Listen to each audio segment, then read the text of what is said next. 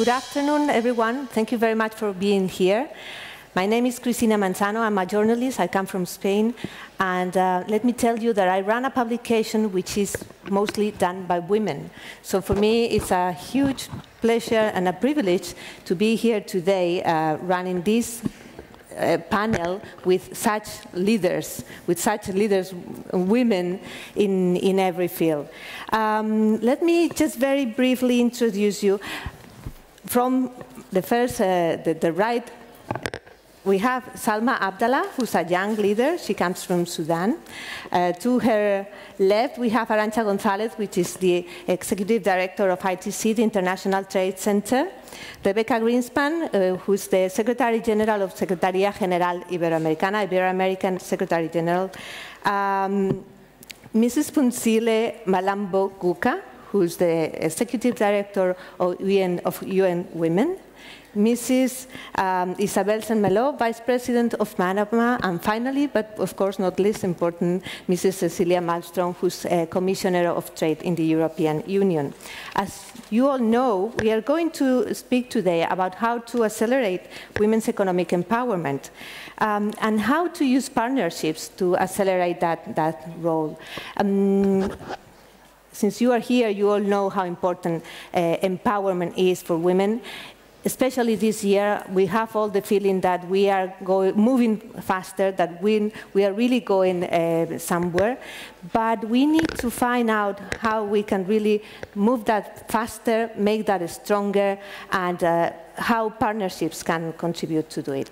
So since we are in Brussels and we have Commissioner Malmström here, I wanted to start by asking her, how can trade contribute to advancing women's economic empowerment, considering especially that trade is a key pillar of the European Union, considering that the European Union is based on values and that it tries to spread those values in whatever policy it applies. So what's the role of trade?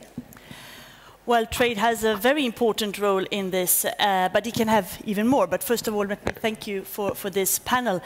We have in the Commission started to boycott panels where we are the only women. But here I was considering whether I should be consistent, but the temptation to be with these formidable women was too big. So I decided that probably there wasn't enough competent men you could find, as they say when they say that they couldn't find any women in panels. Trade has a very important part of this, but we know from statistics, and we're hoping to know more, thanks to Arantxa and others, that women do not participate in trade as much as men. They do not benefit from the outcomes of trade as much as men, and they do not participate in trade.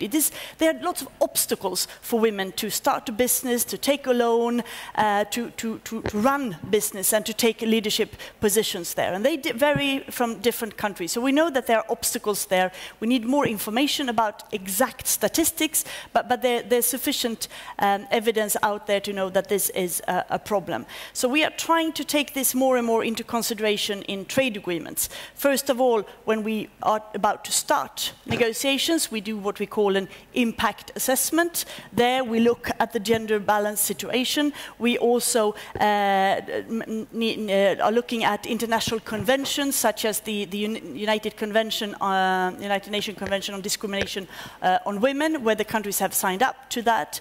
We are looking at how ILO conventions are respected. This is important for women as well. We have started to put increased emphasis on SMEs. We know that many women are involved in SMEs, and SMEs do not have access to the trade benefits as much because they don't have the resources to inform themselves about what are the possibilities of the trade agreement between X and Y countries. So we are including now specific chapters on SMEs and working with different member states in order to inform about the possibilities. Furthermore, we are looking at how aid for trade, the development assistance that we have in the European Union, which is a quite big chunk of the budget, how we can use that and be more specific gender analytic when we deploy that to see if we can sponsor specific projects and so on. So we're sort of reviewing that agreement as well. And then, as we are in a very Latin American-dominated context here, I also want to say that we are negotiating a trade agreement with Chile. Yeah. And there, for the first time, we will have, from the European Union side, a specific chapter on gender and trade. We are now finalizing the provisions on how we see it in the European Union. That will be public in a couple of days, to see how we can work with trade, not solve all the problems of gender inequality in Europe and Chile, of course, but trade-related, how we can work to make sure that women has equal access to public procurement, equal access to the possibilities of starting enterprises, equal access of training, education, and these things. So we are actually doing a lot of good things. And just finally, because many of the women sitting here were involved in it, and I hope they will come back to it, when all the member countries of the WTO met just before Christmas in Buenos Aires, we had a declaration there saying that we should work to sensitize ourselves on this. How can we work more to make sure that women can contribute in trade? And 120 countries have signed up to that. And that has led to a formidable activity in many countries, seeing that how in my country can we do more to support this.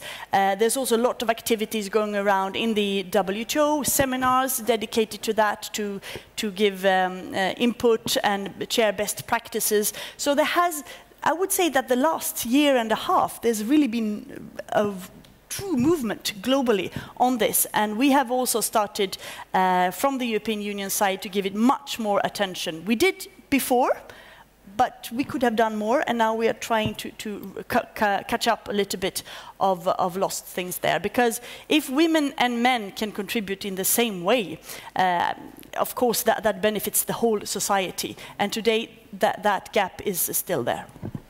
Thank you very much. You mentioned that this is an all-women's panel, which is quite weird. And it's a panel being organized by la Secretaría General Iberoamericana, which is led by a woman, but also co-organized and with the support of the ITC, also led by a woman. So this is possible. You are all examples that getting there is possible. You've also mentioned development in the description of trade, and gender equality is one of the key issues of the Agenda 2030. And the UN Women, of course, and the UN, which is pushing for the agenda, has put women not only as one of the objectives for the sustainable development, but as a transversal issue throughout all the objectives. Why is economic empowerment of women so important, Chile? Well, thank you so much for the panel. Thank you, Rebecca, for coordinating this event. Women's economic empowerment is essential for all countries, because without women, you cannot have inclusive growth. You cannot sustainably address poverty, break the cycle of poverty, because when women are empowered and able to look after their own families, they bequeath prosperity rather than poverty to their children, to their offspring, and therefore to the next generation of citizens. We see that when women marry early without education, they actually sign a contract with poverty, which contract is then a contract that will be given to their children.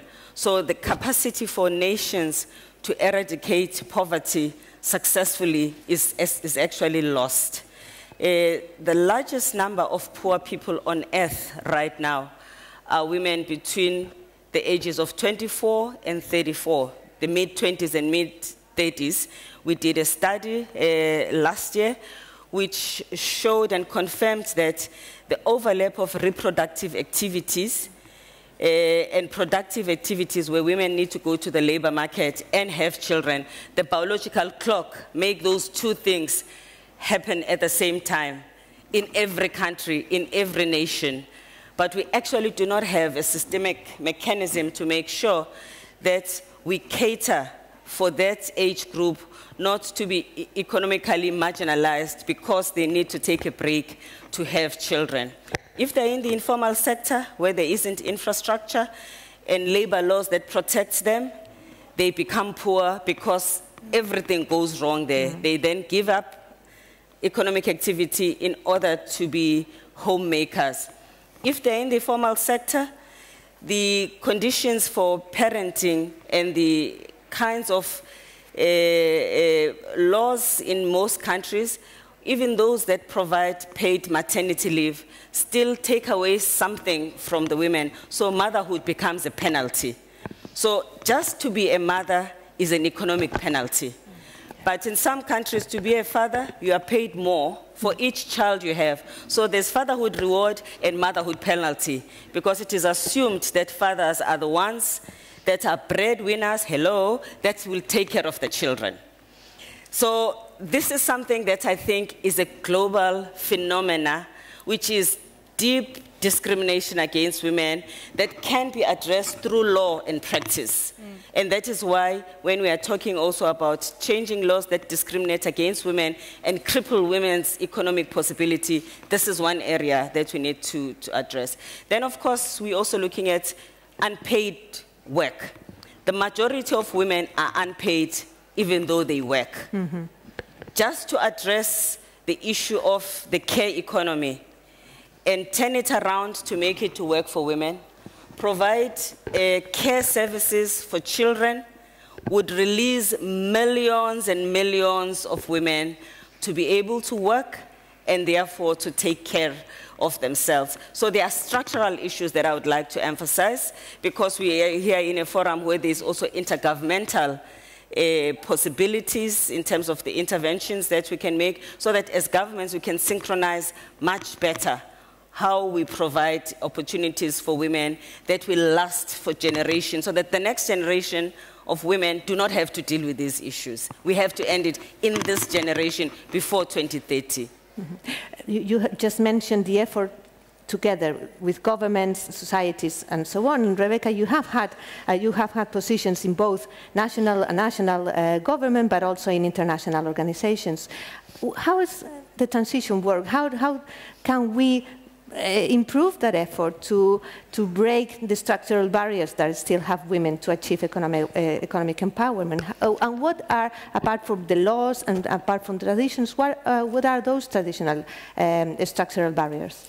No, I think that Mamsile referred to them very well, precisely because laws are also obstacles. We have laws that are still obstacles for women economic empowerment. Precisely, we are working with UN Women in trying to eliminate all the discriminatory laws that we have in Iberoamerica still with respect to women. You will be amazed, you know, of the laws that are still there that see women more as somebody that you have to tutelage, to protect from herself. You know, like she cannot take her own decisions. There are at least 12 countries that have impediments for women to do certain works because they are not fit for women.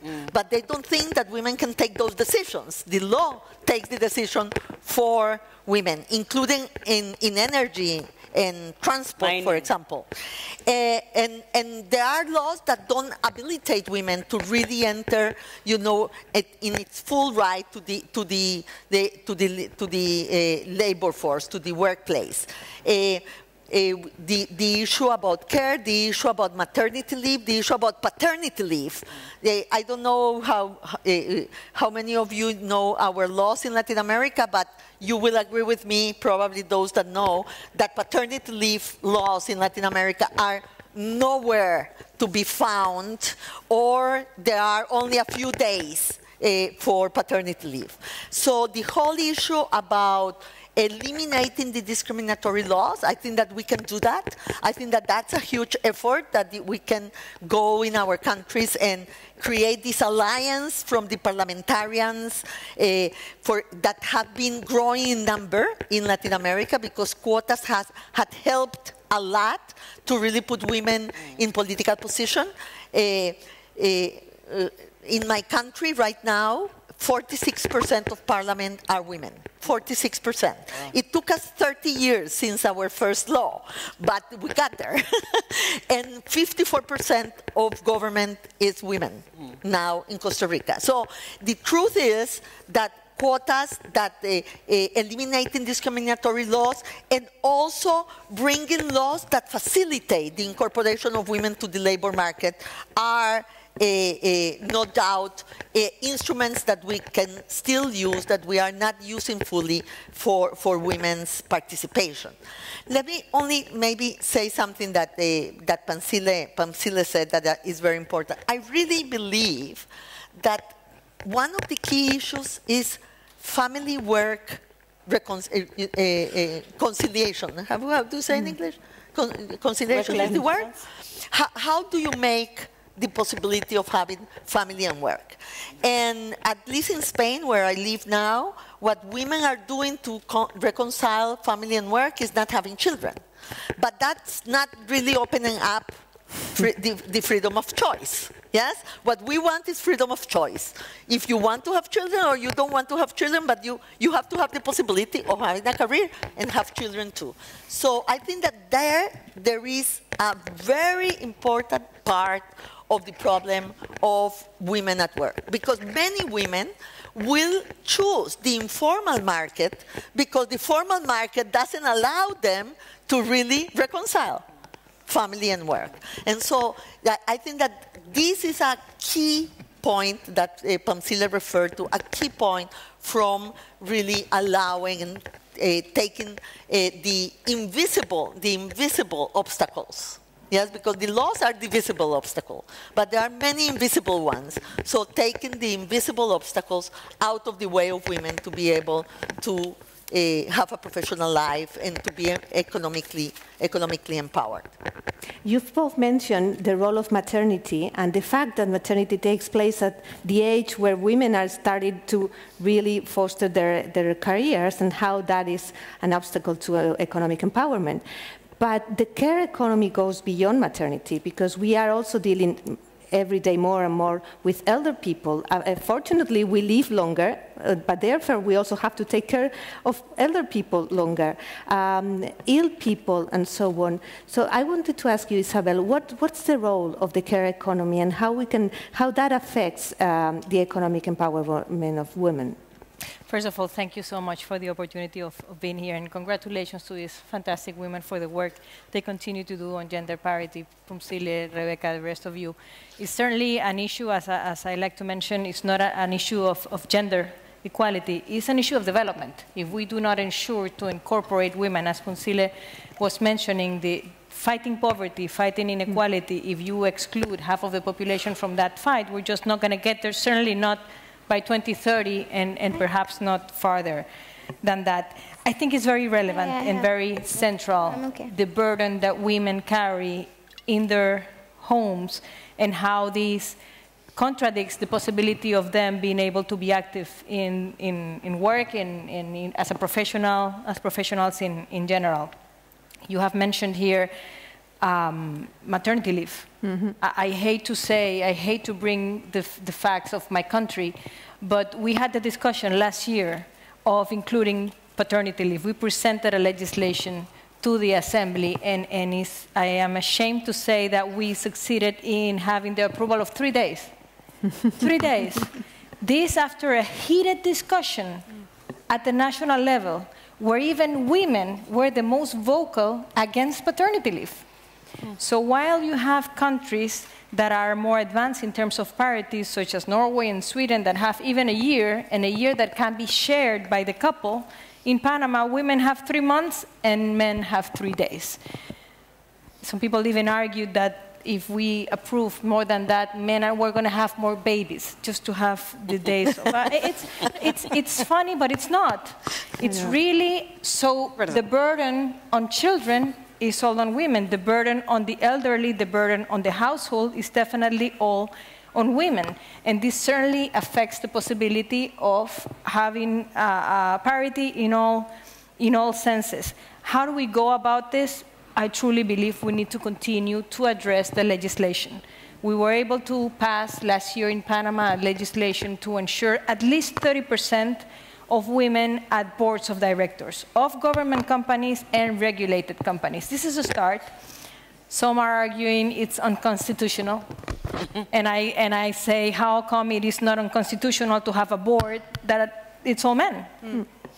We need to continue to do advocacy, because even women do not understand fully the regression, how much it will take us if we do not act with power. And we need to do advocacy to incorporate more men in general to this effort. The fact that the World Economic Forum has said that it will not take 170 years to reach parity, but 217 years, should concern us all. And it doesn't really matter if it's 170 years or 215 years. None of us or our daughters or our granddaughters are going to be anywhere around to see it. So we cannot afford to wait that long. We need to continue to do advocacy, to pass legislation, to lead by example, and to let people know that this is not an issue of women's rights alone. It is an issue of women's rights, but this is an issue of advancing further in development, of countries advancing further, of societies advancing further, and of incorporating in the decision-making processes the view of half of the population. It makes sense. It makes sense for companies, it makes sense for governments, and we also need to take into consideration the cost to the economy of not having women participate. And also the issue of households being, domestic work is paid and is called domestic work. But when you're a housewife, it's not even called work. It's called being a housewife, while you're just carrying the burden of a job that should be shared without pay, without recognition, and at the cost of not being able to participate in the economy and the development of a country. What you just described in Panama and the discussions about the paternity leave is happening in many other countries, and somehow it can be perceived as a threat by many men to their power, because being the breadwinners and so on has been their role for many years. And what you just described is also a societal transformation that we need if we really want to advance. So I wanted to ask Salma, what can young people, and what are you young people doing to really trigger that change that we need in order to really advance, to get to that real equal society? Thank you for having me here. Well, when it comes to change, all great movements actually started by young people. And I do believe that young people will lead the change for the harmful social norms that impeding women from participating in the economy.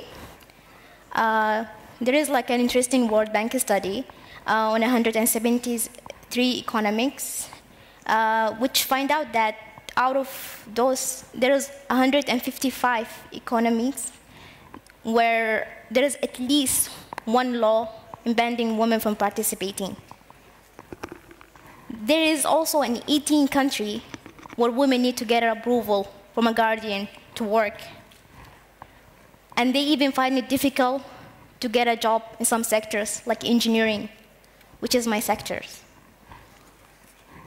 These barriers put women in big disadvantage and deprive them from participating in the economy.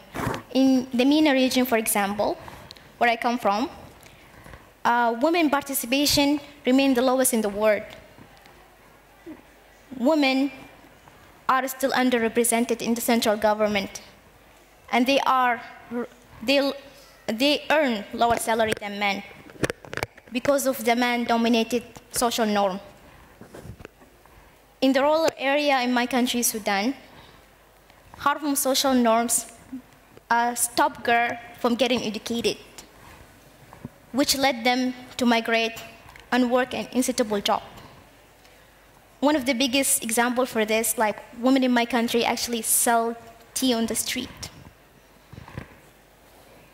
despite their qualification. However, for me, what I think we should do as youth, we should advocate for law reform. We should raise awareness about those discrimination law and fight for the law reform.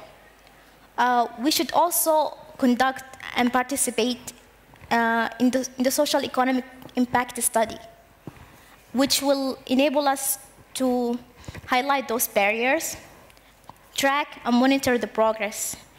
This progress will enable us to accelerate women economic empowerment.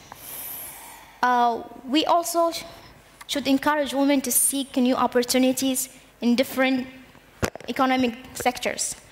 Like, for example, the renewable energy sectors, which it's a labor-intensive sector that has many opportunities for women to get high-paying job and respectful job, which is a sector that I work in to enable women to start small business. Thank you very much. Another way, it's for women to set up their own businesses. Yes.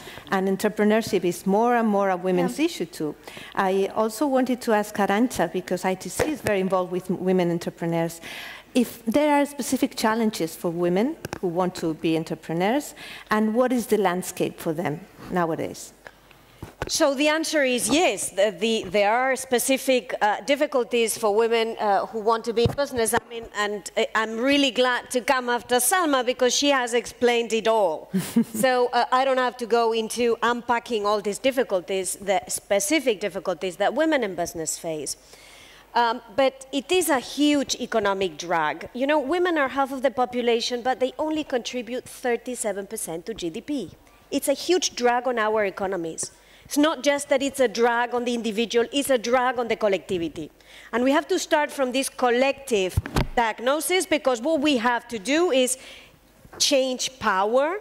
It's in the word empowerment. And to change power, we have to convince those that hold the power that it's not going to be a zero-sum game, that is going to result in a net positive for all.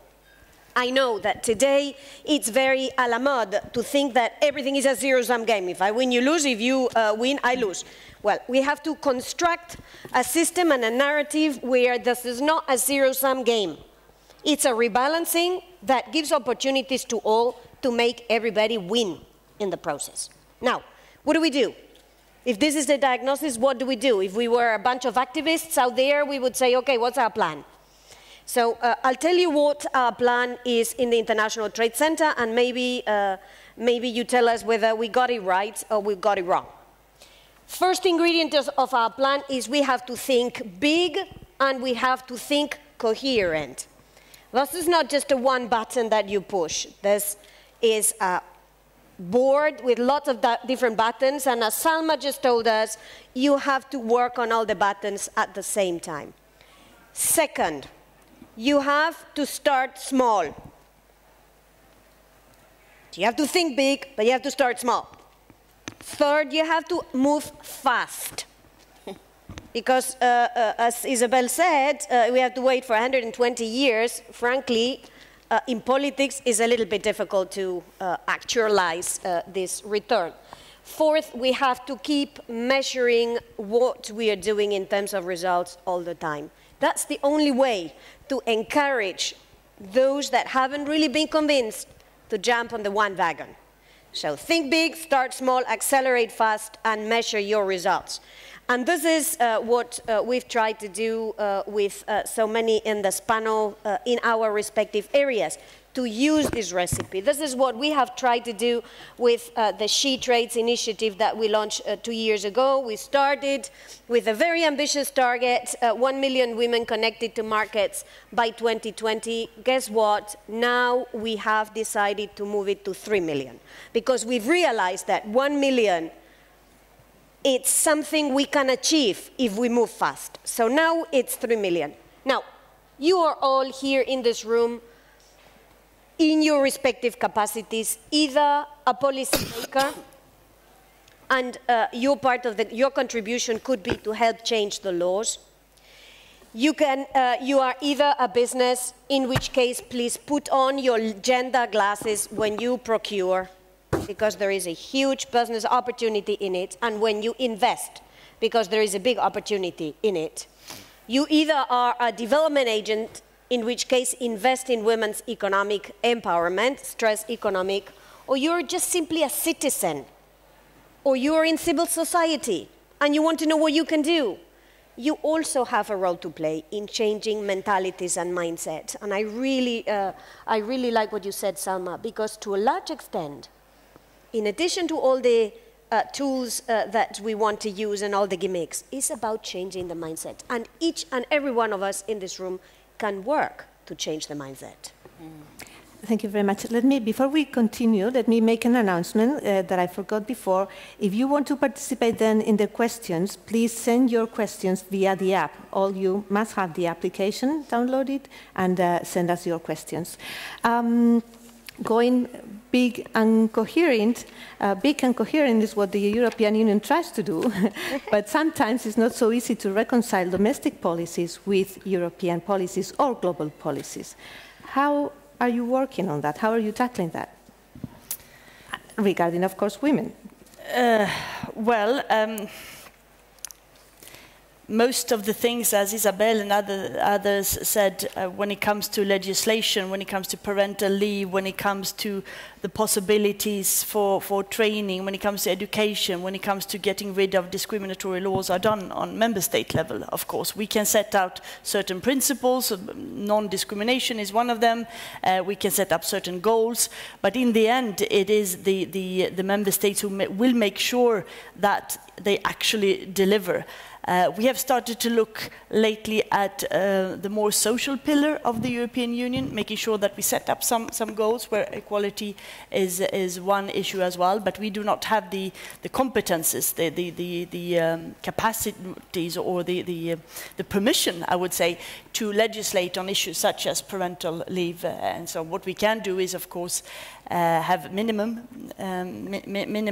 targets, but going beyond that is very much a member state issue. So we need to make sure that the discriminatory practices and laws disappear. We need to make sure that we can set up joint targets so that countries can follow, and we need to make sure that we have specific project where we invest in training, in education, in retraining, because that is becoming even more important. The days when we had an education and a job and 50 years later we got a golden watch and there was thank you very much, those days are gone. Today you will move between a lot of different jobs and then suddenly a robot will take that job, so you will have to be prepared to take the job to program the robot, and for that you need constant retraining. So it's very much changing all the time on that. And then what we can do also when we reach out in our trade policy, in our development policy, in our liaison policy, is to try to seek how we can support specific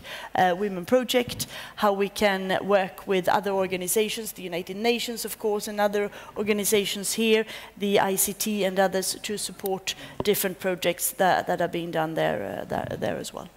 It's interesting what you said about robots. Several years ago, we published, let me introduce it, we published a story which was titled The End of Macho, and it was quite controversial. What it said is that many of the jobs that we know nowadays, or several years ago, were bound to disappear because of robotization and AI, whereas many what we consider female jobs couldn't be substituted.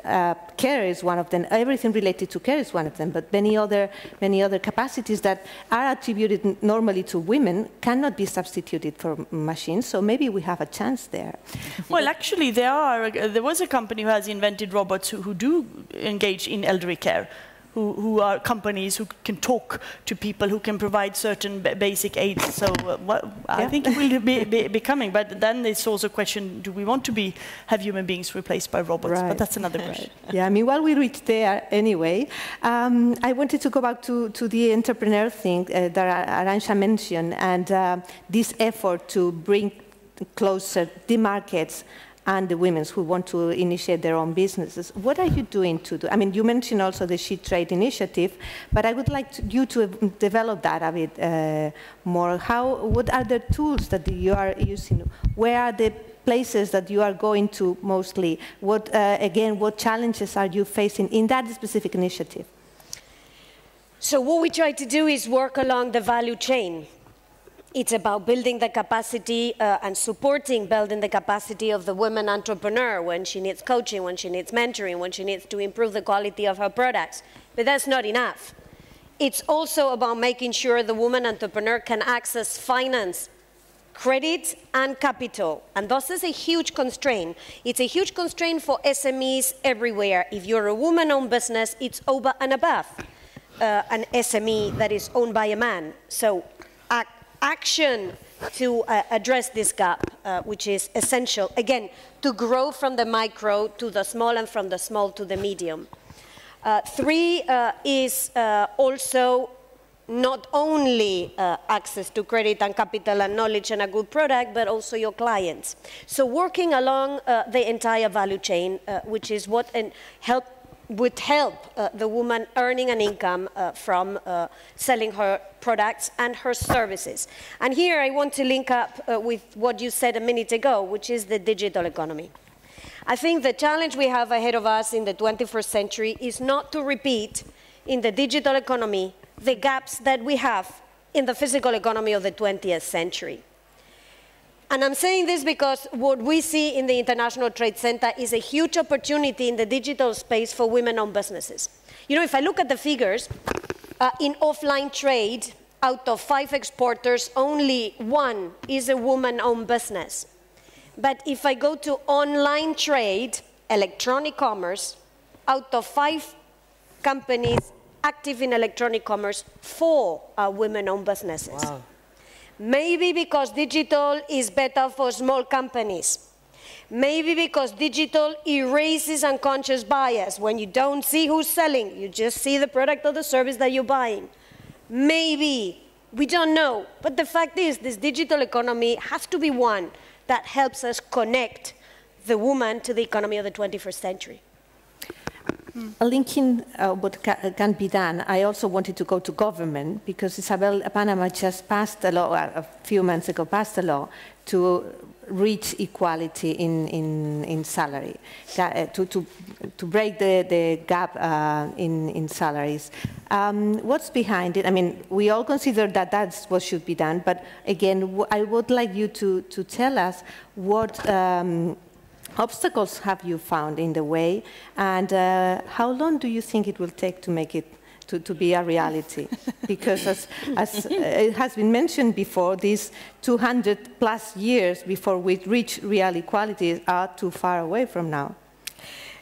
It's not a law. It's an effort. It's a movement that we launch, and actually it's a joint effort of the ILO, UN Women, and Panama is participating. We were able to launch in Panama the coalition for Latin America and the Caribbean. And let me just refer to some figures, because the World Bank launched last year a report called Unrealized Potential, the High Cost of Gender Inequality in Earnings. Mm-hmm. And I really think that we need to talk about figures and the economy, because that speaks very loud to those that are making the decisions.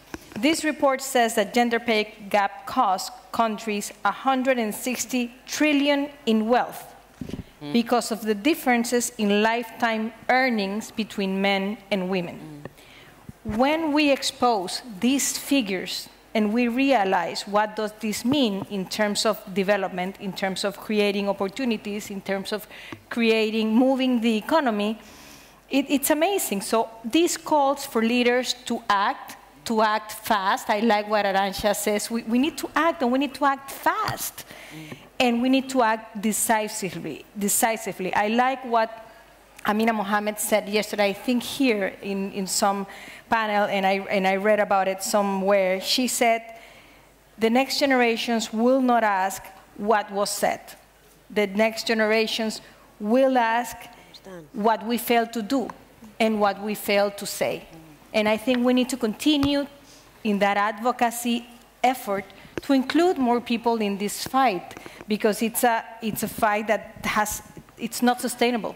It's not sustainable to maintain the numbers the way they are maintained. So let me tell you about this Equal Pay International Coalition, once again launched by UN Women, by the International Labour Organization, and by the OECD.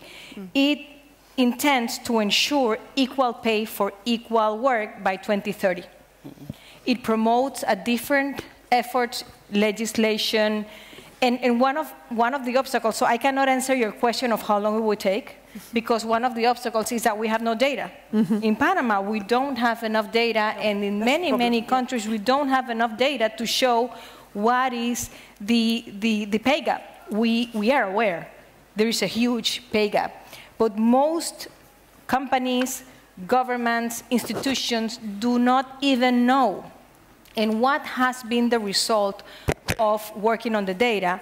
People are alarmed by the results of the data when they start working on it. Companies don't even know that they have these amazing disparities for equal work and pay. So we need to find the data, we need to work out the solutions, and this coalition looks to collect data. That's one thing. Used to do advocacy, looks to create knowledge sharing, capacity building, data analysis required in order to implement the necessary steps that we need to implement to ensure gender parity that we know we do not have today. Not only we do not have the same opportunities for men and women to enter into the workforce, we do not have the same capacities. We already talked about the burden of the household and of not sharing equally the responsibilities of child caring, of caring for the elderly, of work at home in general. But also, once women do enter into the workforce, they have a different pay. So it's obstacles and unbalance and inequities in every way. Inequities on education, inequities for opportunities to enter the workforce, inequity for advancement in the workforce, inequity for payment at the workforce. So it's at every level that we are funding the challenge to achieve gender balance. Thank you for describing this initiative between 3 major organizations. But at the end, we need to have the corporations and the SMEs and private companies, the private sector, into account. Untitled, I wanted to ask you, how are you finding the conversation with the private sector? Because something done at the huge global level, how can it be brought to earth? Yeah. Just before I touch on the private sector, I just want to emphasize the importance of women's control of their own bodies so that they can make the right decisions for themselves, which impact on their economic well-being. Just reproductive rights and the ability for women to decide how many children and when to have them is a major economic decision. Can you imagine all of us who are sitting here, who are fathers and mothers, not being able to decide when to have children and how many to have? There's lots of women who are in that situation. So that's another big piece of both advocacy and legal necessity that needs our attention. It's even worse when parents have had a lot of children and they feel they cannot afford them and they force them to marry early because they think they are relieving the family of poverty, and that makes the child even poorer. In Sudan right now, where there isn't laws against child marriage, we have a child who was forced to marry at the age of 16 and against her will, tried to run away, sent back to the same man, and now, as we know, she has ended up defending herself against abuse, killed the man, and now she's facing death herself. I mean, how unfair is that life? So I'm just asking for all of us to really continue to call for clemency for Noura Hussein, because she's a typical example of how wrong things can be. So to come back to the issue of the private sector, we cannot make the economy work better for society without the private sector. The private sector owns the means of production. It is a necessary partner in anything that we want to do in the family. It is a significant and a major employer. It sets trends about what happens in the market. Equal pay, for instance. If more companies were to take the responsibility to address the issue of equal pay, can you imagine that money in women's pockets, given the gap that exists? 23% is the average. rates of unequal pay in the world, but in some countries it goes up to 50% and even more. So there's a lot of responsibility on the part of the private sector. The public sector is not too bad, actually, on unequal pay, even though there's still countries where men and women are not paid equal, but it is worse in the private sector. Also, women in the private sector are congregated in those industries that pay low wages. So there's a need for an active role on the part of the employer in the manufacturing sector, in the also industrial sector, to address the issue of women at the bottom, so that women can also be in those areas where you can earn a higher salary. Harassment at the workplace, sexual harassment at the workplace. The workplace is a regulated space. There are shareholders, there are trade unions, there are customers, there are boards. Sexual harassment at the workplace should not be between the harasser and the woman. It is an issue of the Minister of Labor, of everyone that is involved. There should be a way in which this is addressed by this collective of people who are responsible for the private sector, and any employer for that matter. Because if we just leave it just to the abusers, we know people become serial abusers in the workplace, and that hinders women's progress in the workplace, because usually it is a power relations between those that are at the top and are senior and are bosses, and those who don't have the power. So the private sector, again, there has got a significant responsibility to facilitate. And then in our campaign, he for she, because most of the employers are men, most of those who make economic decisions are men. So we have had to make friends with a lot of men in the world in order to encourage them to use the power and the authority that they have to facilitate better working conditions for women in the workplace. I'm so proud that one of our partners, PwC, yesterday announced that they will never now again accept a short list of candidates to employ that is on men. And if that can happen in the accounting world, I hope we are going the right way, so that in any industry we should not allow for that. So again, this is another possibility for private sector to set the trend. Mm-hmm. What you mentioned about harassment has to do with legislation, and I want to continue talking about the legislation, but also about a culture of silence that has dominated all the work environment so far. And I think one of the changes that we are seeing these days is that that is really also ending, that culture of silence, for at least in many, many places. But talking about legislation, Rebecca, you mentioned this effort that you are doing jointly together with the UN Women about identifying the discriminatory laws in Latin America. I would like you to elaborate a bit more. That is the diagnosis, but once you have the diagnosis, what do you want to do with that? Yeah, thank you. Well, first I think, let me give you some numbers, but first I think that you have to eliminate the laws that are discriminatory. There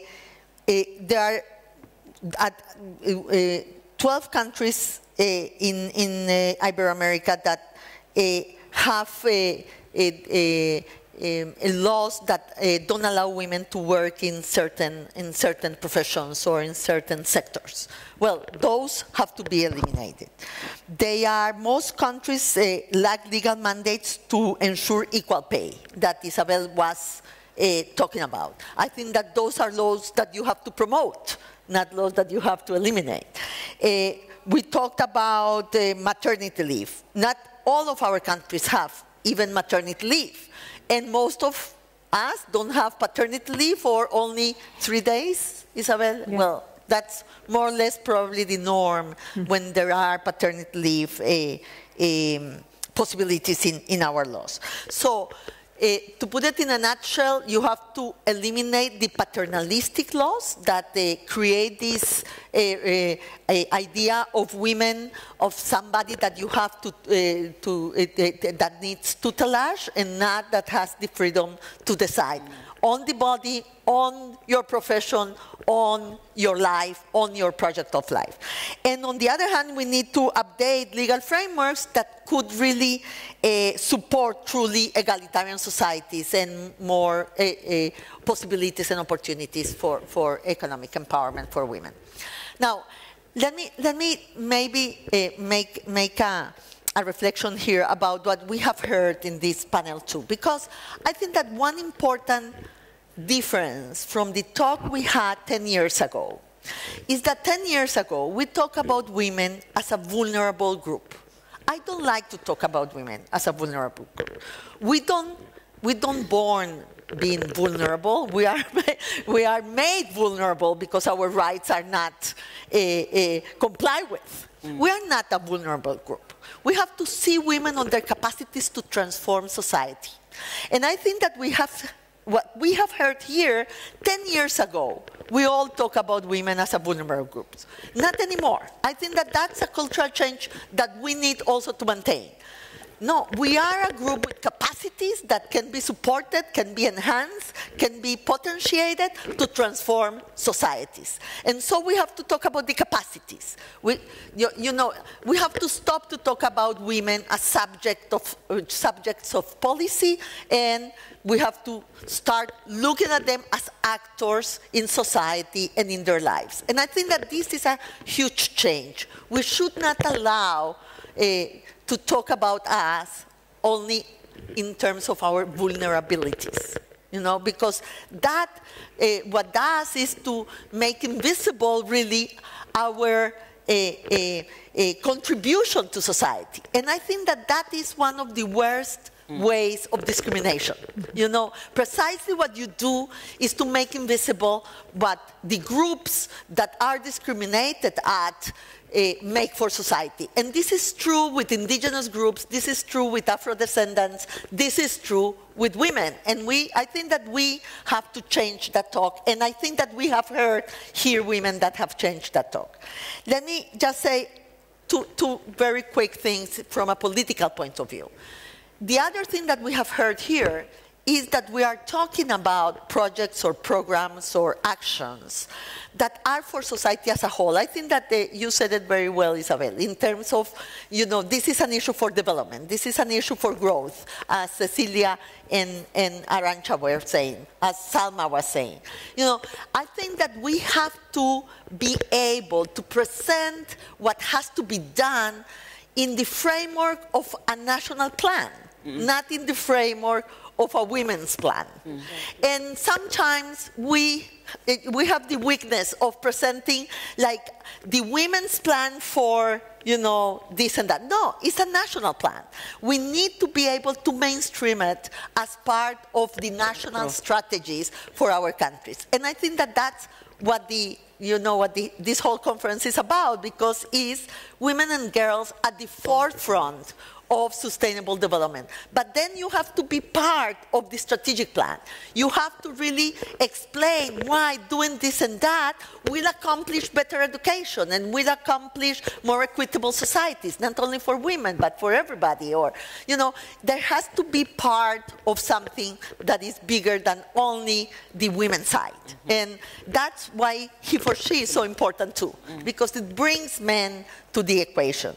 And my last point from what we've heard is that for many years we talked a lot about what we should do pre-market or post-market, as I put it in a way. Pre-market you do education and health, post-market you do redistribution through taxes, but what happened in the market was not talked about. And I think that this is a huge change too. Here we have talked about trade, we have talked about the private sector, we have talked about equal pay, it doesn't matter where it happens. We cannot avoid to change the behavior in the market. And here I think that we have to go to the behavior of the companies. We have to go to the behavior of the corporations. And precisely UNDP and UN Women has this wonderful program that certificates corporations in terms of their rules and frameworks for equality in the workplace. Equality in the workplace. And we are pushing that forward, talking about something that now is called companies not only for profit but for benefit. You know, your only objective is not to maximize profits. Your objective is to have profits but to behave in a way that is, you know, harmonic with sustainable development, you know, in terms of social norms and in terms of environmental behavior and protection. And I think that those are very important trends, and those are the trends that we should support in terms of the new generations. We want a new generations of companies that will think not only about social responsibility after the fact. What we want is that they will be sustainable in environmental terms. You know, they will care for equality in the workplace, for gender. They will care for a workplace free of harassment or power of men over women. That is the Me Too, also, you know, a movement. I think that we have to be able to have legal frameworks that will allow these companies to be specific, to have their own legal framework, their own incentives. So you will behave differently also in the market. And that's also in terms of, you know, of the laws and the legal frameworks we have to push for, also is to bring about a new legal framework for companies that want to be right from the beginning, you know, that want to be socially, environmentally, and economically sound at the same time. That is really the three pillars of the sustainable development. If we do that, maybe we will have to intervene much less, you know, after the fact. And we can just get it right from the beginning. Okay. Salma, as a representative of that new next generation that is coming, and being here with this group of leading women, including yourself, how do you see the role of women as leaders? And I would like you also to specify some examples. Do you have any model, any examples that you want to share with all of us? Okay. So, as there will never be a man fully understand women issue, I think we need women in leadership position to empower women, to bring women issue to the forefront of the agenda, and to invest in them and help them get advanced so we can have a better society. I think my concrete example for this is all the ladies in this panel. We have 5 vice presidents and we have director women in their organization. And I also want to mention one example, a woman by the name of Fatma Ahmed Ibrahim. She is the first Arab woman to be elected to the parliament. And this actually come closer to me because she's a Sudanese. She advocated for women's rights in Sudan. And she advocated for women to get full right and equal opportunities. In her early age, she led the protest against the government decision to remove science from girls' education, and we won that fight. And in the early 50s, she contributed in the formation of Women Union that affirmed the right for women to vote and to get elected to parliament and to be represented in all the government sectors. And in her journey claiming women's rights, she makes sure to advocate for women's rights in all work-related area, in the armed force, and in the police, and in the justice system. She also makes sure that women in my country have an equal opportunities to participate in the economy. However, unfortunately, as the movement to fight for women's rights in Sudan has declined since then, as we started moving backward. So now it's up to us youth to pick up the fight for our right. Thank you very much. Now,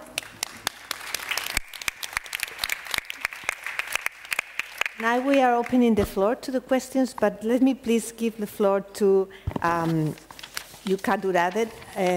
She's ambassador of Goodwill of the United Nations, Goodwill Ambassador of the United Nations for Africa, and I want she wants to share with us some insights. Yes, I want to start by thanking all the panelists and to say that I agree with what many of the panelists have already said. My name is Jaha Dukure, and I am the UN Women Regional Goodwill Ambassador for Africa.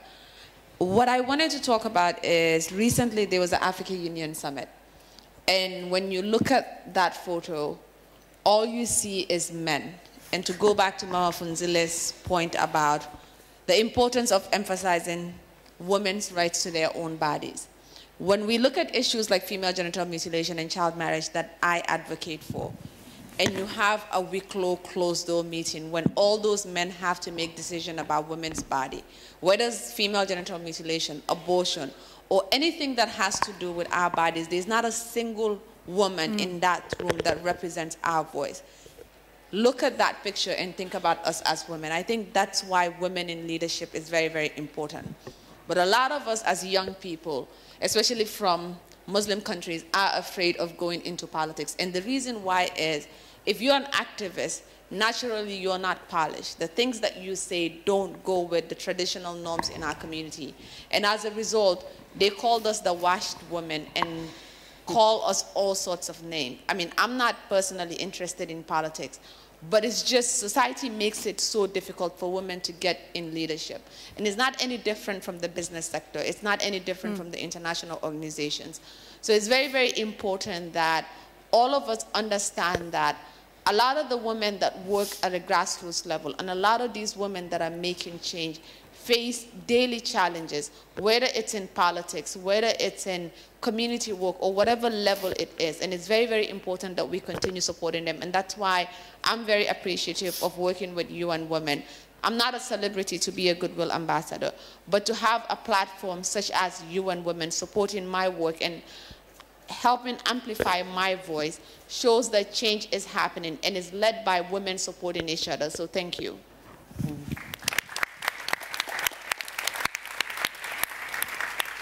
We have to say nothing about us without us. Nothing about us without us.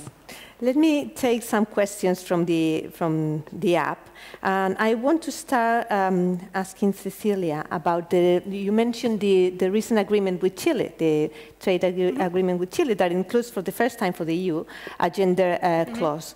And the question refers to another trade agreement between Canada and Israel, which has a very strong mechanism gender related. And the question really is the EU-Chile agreement going to include a similar robust mechanism to make effective that spirit of being gender balanced, gender going forward towards gender equality? This is the first time that we are including such a specific section or chapter in the EU. And we're very much inspired by Canada and Chile under the leadership of the former President Bachelet, but also continued by the will of the new government. So Chile and Canada and Uruguay have done similar things. And now there's this agreement with Israel. I'm not familiar with all the details there. This is the first time for the European Union. So we have, of course, looked to all of this to be inspired of it. We're starting to discuss now with our Chilean friends what could actually be in it. But I don't think we will go as far as the Canada and Israel has gone in this. This is a pilot project. We need to make sure that we can hopefully build upon that in future agreements, but it's still something to be seen. We need to have all the 28 countries with us as well. So rather have something that we can deliver on and see that it really works and build upon that than to aim very high and that not being able to maybe deliver on all points. Thank you. There's another question referring to a previous panel this morning about financial gender equality. And it refers to someone saying that in many countries for women entrepreneurs, primarily they need grants before their businesses are fit enough to get started. And the question is, do the panelists agree with this issue? do women need first to receive grants in order to be able to start the businesses, or they can just start on their own? And I guess I look at you, Arantxa. I don't think women need grants before they get credit. I think small businesses, including women-owned businesses, if they are very, very, very small and they are starting, they may need grants. This is what we have experienced in the Gambia, where the International Trade Center is working with the European Union to help connect 100,000 young entrepreneurs to markets. Whether they are men or women, we don't care. If they are too poor, they've got a great idea and they cannot go to a bank, they get a grant. Actually, they get a mini grant. So if you want to become an entrepreneur in chicken, you buy a box of chicks. And for the box of chicks, you get a grant. And 5 months later, if your chicks that were 10 at the beginning are now 100, you get a grant. And with your 100 chicks, a bit of collateral, you can go to the bank and ask for a loan, whether it's a man or a woman.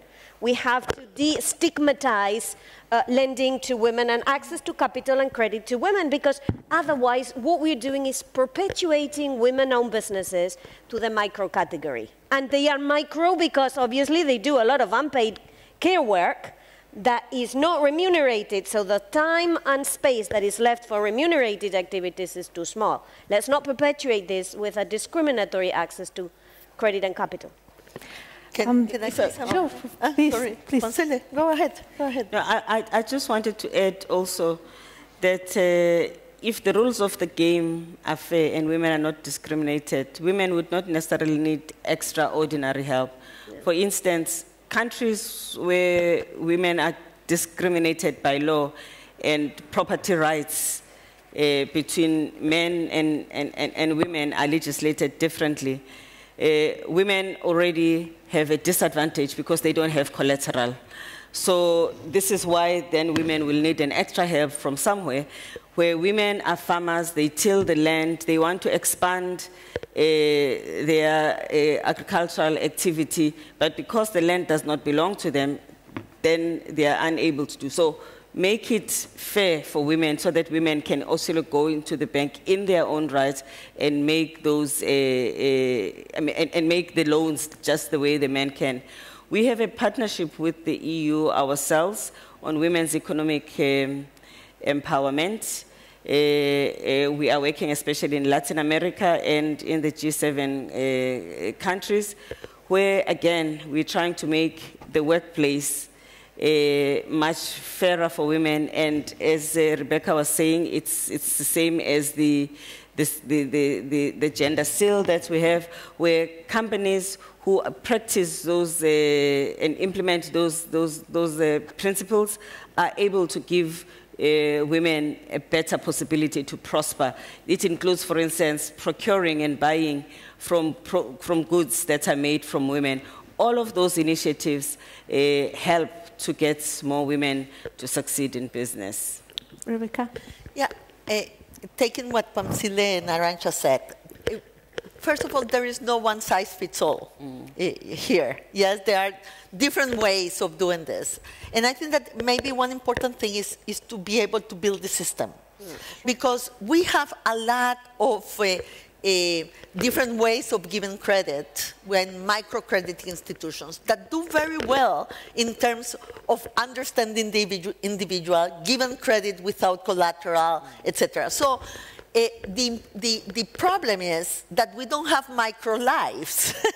You know, microcredits are a first step, but if you stay there, then you won't be able to allow the scaling up of the business.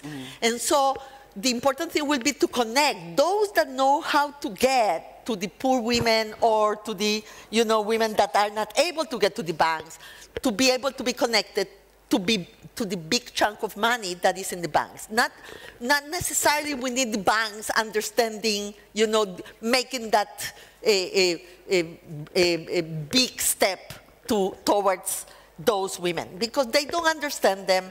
Their regulations don't allow many times, to be able to do something different from what they already are doing. But if there will be the line credits to those that know how to work with women, we will be able to scale up the credits that are given to the small businesses that we want to get to. So many times what we want is to take these people and put them with the most formal institutions and the institutions that have very important restrictions, not only culturally, but also legally. But if we are able to create the system for the money to flow to those that know how to work with those sectors and groups, we will go much farther. And my last point is that they need grants. Women need grants. But I will take the grants to free work at home. It's different. Not the grant necessarily for the business. But they need grants to be able to buy certain things that will allow them to save hours of work and be able to devote those hours of work to their business. And I think that will be a smart thing to do, being a dishwasher or being a, whatever, they need to free time from the electricity and the water or many of the domestic work. For that, you need grants, not necessarily for the business. If they will have the time and they will have the credit, they will be able to do it because they pay well. They pay well. Isabel, you wanted to add something. Very quickly, I couldn't help listening about finances and grants and credits and not remember a struggle that we're facing in Panama, trying to get the National Bank of Panama and another government bank to give more loans to women, to give more credit to women. And it has been very hard. It has been very, very difficult. You can have the political will and you can have the institutions agree to move forward, and it's just difficult. So in that light, I would like to emphasize how important it is to have credible international institutions move this issue forward. The fact that we're having these development days on gender issues, I think it's very powerful. If we have a World Trade Organization, if we have a World Bank, ask a bank or ask a corporation, I want to see your board, how many women do you have on your board?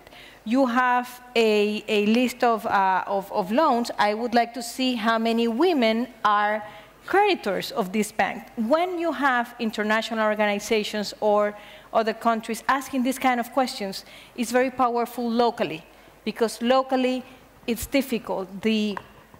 More and more, it still happens that when you try to move this agenda forward, you're looked at as trying to move this women issue that is in the way and is such a burden.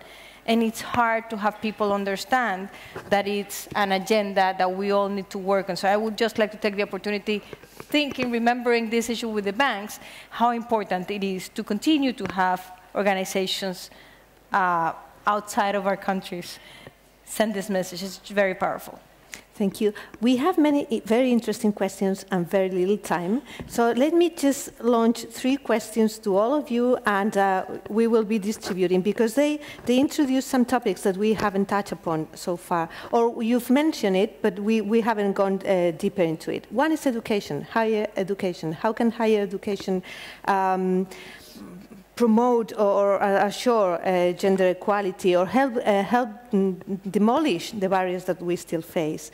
Then there is a question about the Me Too movement and all these movements, that the women's marches and all these movements that we have been seeing during the last months. And the question is, are these movements here to stay? Are they really triggering change, or they are just something that will pass away? And the third question has to do with the backlash that gender issues is suffering in some places, in many cases in Latin America, by the way. So I would love some comments, very quick comments, but if we could touch upon these 3 issues very quickly, it would be great. Maybe you want to start, Salma? Okay, so regarding so in the region that I come from, women empowerment actually is a negative word. People, when you think about women empowerment, people think that like women wanna have the same position as men, which is like, we don't want that. We just want our right. We want to like reach a place like where we can, where women don't have to work in a job that make her suffer like for a long time. Where women can get educated. She don't have to apply. She don't have to participate in a culture and in a tradition that's set up by old people from a very, very long time. That's from me. Thank you very much. Now, Cecilia, you mentioned education before. Maybe you want to touch upon that issue, how education can help. Well, I think, first of all, we need, of course, to get rid of all the discriminatory laws that still exist, that women and girls especially cannot go to school. And not only the laws, but also the possibilities that some parents cannot afford, or for different cultural, historical reasons, do not send their girls to the school because they have to marry early, because they have to do something else. And then we need to also work very much on advocacy and promoting girls and young women to go into traditionally male-dominated areas, and the other way around. We need more male nurses in the world, and we need more women doctors. So that we need to work very much on this to make sure that it is as natural to choose this as this, whatever gender you have. And that's a lot of work, because changing laws is one thing, discrimination is difficult, but changing here is taking time. But that is a key to do. And I think, yes, there is backlash to gender promotion, and some very severe, and we should by no means disregard this. But overall, it goes in the right direction. Overall, we are slowly getting there. So optimism is a duty. Yeah. Thank you. I think education in general is important for gender equality and for women's economic empowerment, because the women who are the poorest and least empowered are the ones who have least education. So education is a necessary intervention for women's economic empowerment, but also what we teach to both men and women, because many of the people who make decisions in the economy are highly educated, they've gone through tertiary education, and they did not learn about equality. There's a major systemic failure in higher education not to teach about equality in every subject. Yeah. If MBA prepares people to become leaders in corporations, and there isn't anywhere where it teaches about equal pay, equality, and all of the issues that we are having to grapple with when these people are in the corner office. It is a systemic failure of education over centuries. So there's something that needs to be done to reset education, so that education is part and parcel of solving the problem, not entrenching the problem of inequality. It's the same thing about corruption. A lot of the people who steal in government, public servants, these are highly educated people. I ask myself, why are these educated people coming out without integrity, stealing from the poor? So education has to take a lot of responsibility for creating some of the problems that we are fighting against. And on the Me Too, and whether these movements are here to stay, we have to make them stay. Yes. Because they are just part and parcel of platforms that we need in order to address the issues. Two things for me that are important about the Me Too is that it has demonstrated the importance of solidarity and sisterhood. The fact that the women found someone that believes in them has been more liberating than sitting with a therapist. They've been able to find their voices, and it has increased the visibility of the lies that are perpetuated by the law enforcement approaches that always tend not to believe women. So it's important. We are not done with women being believed. So it cannot disappear. We need to take it beyond Hollywood, beyond North America, and make sure that it exists everywhere. In fact, it does, but maybe it is not as visible as it is. Because it is also, the second thing about Me Too, in addition to solidarity, it is about demonstrating what accountability and winning against impunity means. The fact that powerful men can be sanctioned and they pay a price, it's a big teaching moment for those who have gotten away with abuse and harassment and nothing happened.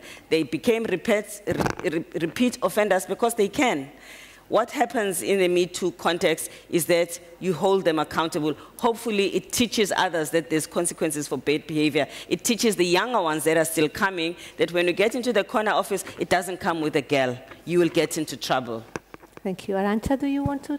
Yeah, there is a very interesting movement that was created in Geneva about a year and a half, 2 years ago, and Caitlin, raise your hand, who's there, was at the origin of this, together with a bunch of others, in which I count myself. We started simply asking ourselves, why is it that there are panels in public places where only men are present in that panel? So we started a campaign as simple as make a pledge. You are an ambassador, you are the head of an organization, you are a CEO in business, make a pledge that you will not have and you will not sit in all male panels. It did two things. Yep. One, it created consciousness, because very often what these campaigns are about creating consciousness. People were not simply seeing that until it created a bit of a name and shame. So you would get a phone call in the evening saying, hey, tomorrow I've got a panel and all my panelists are male. Would you like to come? This was the first time. The second time is not even the phone call, because he has realized he's got to ensure there is balance. This movement started in Geneva. It was Geneva Gender Champions. It is now International Gender Champions. There are chapters in New York, there are chapters in Vienna, and hopefully there's going to be a big chapter in Brussels coming anytime soon. We are doing that in the Commission. No woman, no panel. Yeah. There we go. No women, no panel. Rebecca? I think that the Me Too movement has been very important for what you said, solidarity, breaking the silence, you said before. But I want to make a point, because I think that we are losing, in a way, the main point of the Me Too movement. The Me Too movement was about the abuse of power in the workplace. The abuse of power in the workplace, that breaking the silence there was a major breakthrough. And suddenly the Me Too is everything, and everything is getting like a little bit confused. I'm a bit worried. I think that we have to understand that the Me Too movement is that we need to be allowed to go to work free of harassment and abuse of power of men on women. And I think that we should not lose that point, because we were talking about economic empowerment, we were talking about the behavior in the market, and that is usually overlooked. So let's not lose that point. It's the abuse of power in the workplace where we all should be secure in terms of having a profession, having an income to our family, and we should not be submitted to any abuse of power in our workplace. My second point about education, because, and your point, we are adhering to the no women, so no panel in the whole institution in Sejib, and all the events that are happening in us will also be asked. If it's all men, they cannot happen in our spaces, in our infrastructure. But about education, I think that we have done a lot in terms of access, but they are important gaps in terms of choices, and also in terms of finishing our education in tertiary education. I think that a lot has to be done there, because we internalize discrimination. We also have to talk about the subjectivity of discrimination. And women are choosing professions that are not necessarily those that are being demanded by the market. And I think that we have to do something about it. We have to inspire women of being able to choose from all the possibilities that they have in front of them. So the math and the engineers and the technological and whatever, they are not being chosen by women, and I think that is because we internalize discrimination also in our behavior and our choices. And we have to talk about that too. Thank you. Isabel. As I see the timeout, cartel, very quickly, because I think there's something we should not lose sight of.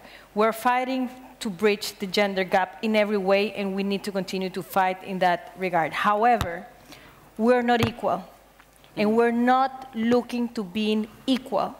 We're looking at being treated equally. And I like very much something that Rebecca says often, and Sejib is working, and they use the word diferentemente iguales, differently equal. I think that's very powerful. We do not want to lose maternity.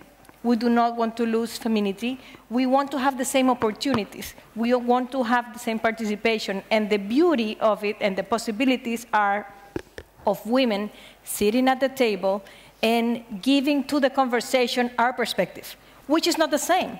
There is the power of bridging the gender gap, and there is the power of including women in every way. And I think it's something we should not lose sight of, because it can get confused from time to time. Thank you very much. There will be so many other things to talk about. I excuse myself for not having all the questions that were launched through the app, but we don't have more time, and I just want to ask you for applause for our wonderful panel.